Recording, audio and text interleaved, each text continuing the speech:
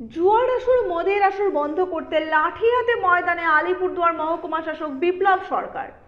এদিন আলিপুরদুয়ার পৌরসভার কালজানি নদীর চর প্রমোদনগর এলাকায় লাঠি হাতে ময়দানে নামেন মহকুমা শাসক। বারংবার অভিযোগ উঠে আসছিল এই কালজানি নদীর চর এলাকায় জুয়ার আসর বসে, এমনকি মদের আসর বসে। এদিন মহকুমা শাসককে দেখে জুয়ার আসর থেকে দৌড়ে পালায় লোকজন। মহকুমা শাসক জানান, এলাকার বাসিন্দাদের জানিয়েছে জুয়ার বা মদের আসর বসলে জানাতে। অ্যাকচুয়ালি আমাদের কাছে কিছু খবর আসছিল।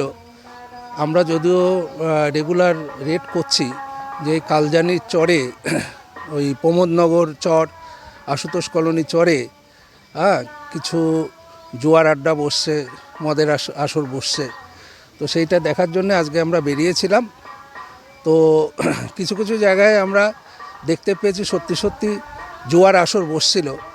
তো তৎক্ষণাৎ আমাদের দেখে তারা পালিয়েছে। আমরা এলাকার লোকজনকে বলেছি যে কোনো এরকম কিছু বসলে আমাদেরকে খবর দেবেন, আমরা যথারীতি অ্যাকশান নেব।